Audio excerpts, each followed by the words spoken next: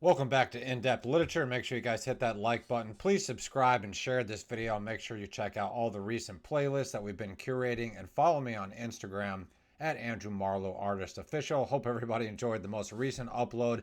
We were trolling Right Conscious a little bit. I actually do like his videos, so I hope nobody was super butthurt over that.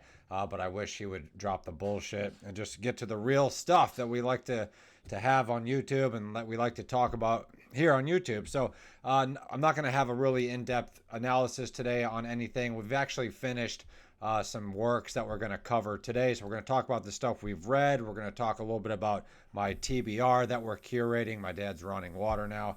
And then we're going to do a little short book haul. We'll try to get through this video at a decent time. I did want to get some more recent content up for you. It's been probably about a week since we did the Right Conscious video.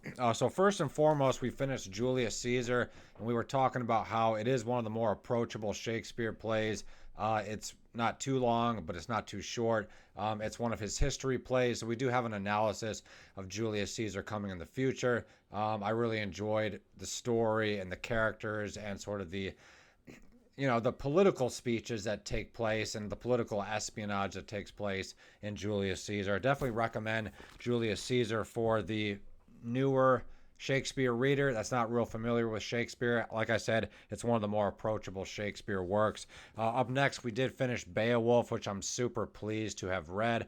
I don't know why we waited so long. We did talk about some of the parallels between Beowulf and the 13th Warrior. So that will come up when we do our analysis. And I really just adored the story of Beowulf. I definitely encourage everybody to read it. And it's been kind of a rough day. We've been getting migraines all day. It's time for a beer. It's been a long day. So let's talk about the stuff that we're currently reading. We're still reading Les Mis, but I actually left it at work. We're on page almost 700 now, so we're getting through, the bulk of Les Mis. Really enjoying Victor Hugo's worldview. I think he rambles a little bit too much. Having said that, that's Victor Hugo. What are you gonna do? So we are still reading on Becoming a Novelist by John Gardner. Really enjoying this. Definitely recommend this. It's not a real well-known writing book, but if you're familiar with John Gardner, he wrote Grendel, which is kind of ties into Beowulf because it's basically about, from Grendel's point of view. So we're probably going to pick up Grendel after we finish this because I am interested in not only keeping with the universe of Beowulf because I just didn't want it to end, but also the universe of John Gardner. So we'll kind of continue with that. Follow suit. Up next, we've got Humiliated and Insulted. And if you guys head over to my vlog channel, Andrew Marlowe, the title of this Dostoevsky work kind of fits in with some of the things we've been going through lately with people at school and all this kind of stuff. But anyway, one of my favorite Dostoevsky novels, one of his earlier works, and we get sort of an intimate portrait of the artist's personal life or the writer's personal life and the characters that were really close to him. And I just love the idiosyncrasies. And we sort of still have that same theme of sort of madness and hysteria that is part of the infamous world of Dostoevsky. I really love the print and the smell of this. We're making tons of annotations, as you can see here. Hopefully, mixing pen with highlighter. Excuse me. Up next, we have The Creators by Daniel Boorstin. Definitely really enjoying this. He's covered everything from ancient, China to India to ancient Greece and Rome. He just had this whole chapter about the origin of Gregorian chants and polyphony, and prior to that he talked about Verism, which was the Roman portrait style, talked about Aristophanes, and just a fascinating retrospective, sort of in the vein of Robert Greene, but not quite as, psychological, if you will. So let's get into the TBR. This is the stuff that for those of you not familiar with TBR, that translates to be read. It's kind of a booktube thing, so we're jumping on the booktube bandwagon here. So we're going to continue with French literature. I'm really enjoying the French literature, and we're enjoying the Russian literature and the American. We're reading all kinds of things. So we are going to do Gaston Leroux's Phantom of the Opera. Really love this paperback copy. I do have another copy. Maybe I'll show you later on down the road. Got our Bob Ross shirt on today. Beat the devil out of it. And yeah, so Gaston Leroux sounds like a really, really interesting writer. He was fairly prolific, but he's not really talked about much. Obviously, everybody's seen Phantom of the Opera. They've heard the play, they've heard the musical, they've heard hell, even Nightwish did a song of about Phantom of the Opera. So definitely looking forward to getting into this to see what it's actually like. Is it anything like the music and musical by Andrew Lloyd Webber and Tim Rice? Probably not. Maybe it is. So let me know if we have any Gaston Leroux fans out there. Definitely looking forward to that. Up next, we have the Theban Plays by Sophocles, and you're actually going to see this again in my book haul because I think we're going to read that version. Although I do like this version. So this consists of Oedipus of Thebes, Antigone, and Colonus, I believe. Oedipus at Colonus. Is that the same thing as Oedipus Rex or no? I'm not quite sure. I do have Oedipus Rex back there, which we were supposed to have read by now, but we haven't got around to it. But we are going to read Sophocles, the Theban Plays. Let me know if we have any Sophocles scholars out there. Up next, we do want to continue with the world of Haruki Murakami. So we're starting with one of his well-known novels called Norwegian Wood. And we just got through the short story compilation that we actually haven't covered yet. We're probably going to wait to read one of his novels just so I can get a better understanding of what he has to offer as a writer, as a Japanese author. So I'm looking forward to the world of Haruki Murakami. I kind of like his style quite a bit.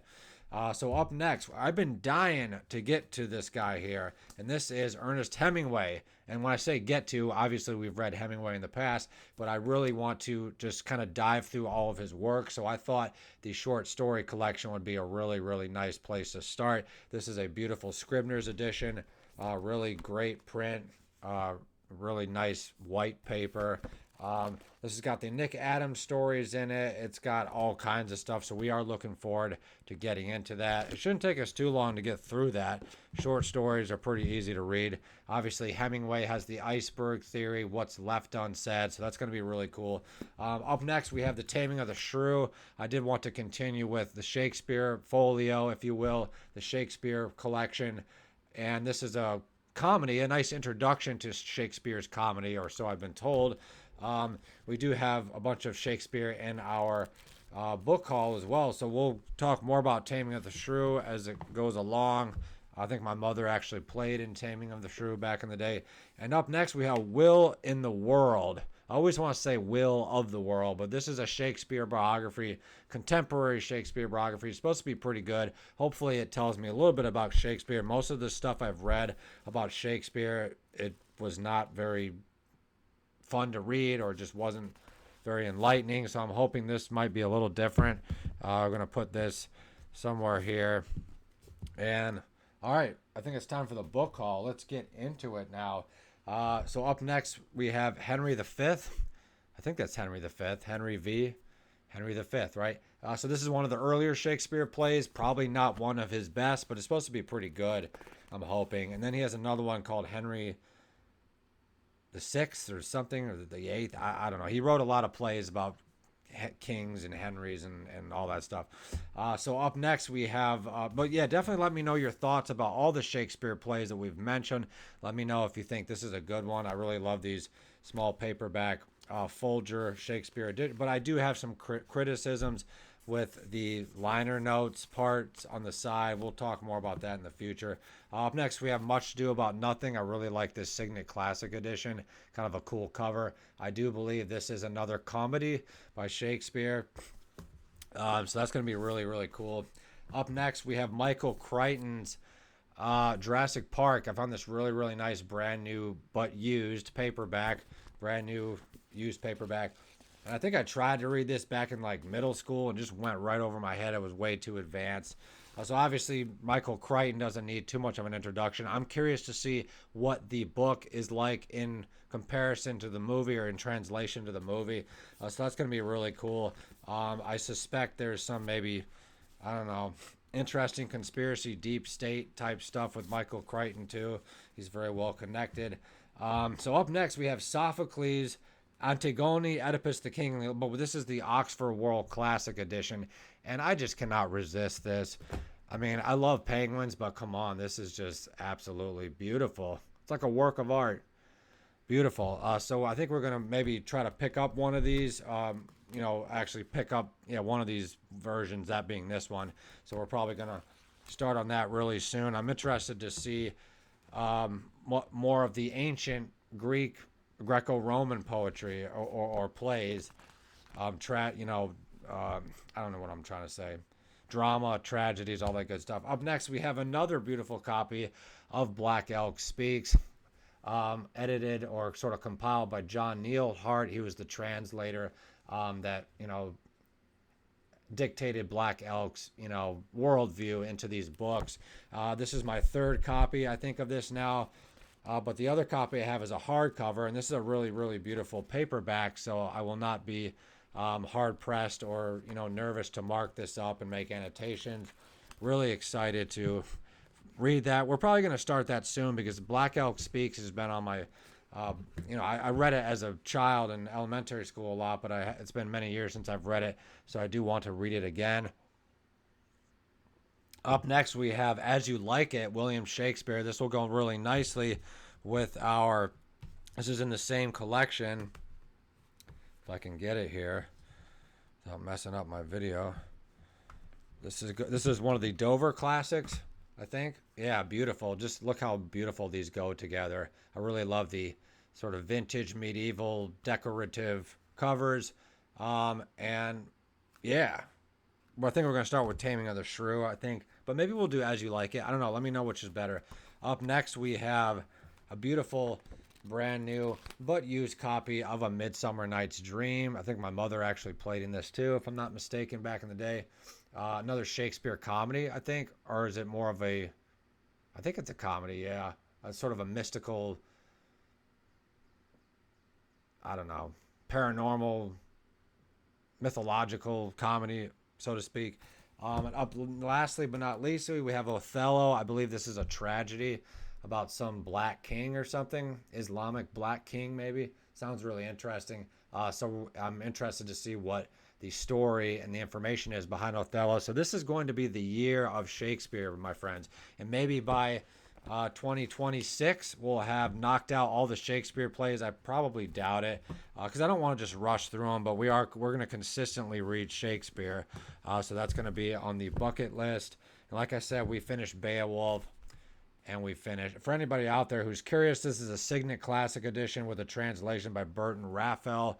If anybody knows of any versions that sort of have the old or Middle English aesthetic, but that you can actually understand, let me know. I'd be interested to read it. And then we obviously finished Julius Caesar. So we do have analysis of both of these coming up in the near future. And I think that's pretty much it. Let me know which of these books you would like to read. Let me know which ones are your favorites. And we're still getting through the Old Testament, and we're getting through a giant anthology of Alfred Lord Tennyson's poetry as well. And that actually reminds me, we have another book haul that we could potentially do for next video, but I think that's enough book hauls for the time being. And I did get my dad a Bill Maher book, Bill Maher's new book. So thank you so much for watching. Make sure you guys follow me on Instagram at Andrew Marlowe Artist. Please like and subscribe this video and check out all the playlists below and all the recent content. And we'll catch up with you all very, very soon.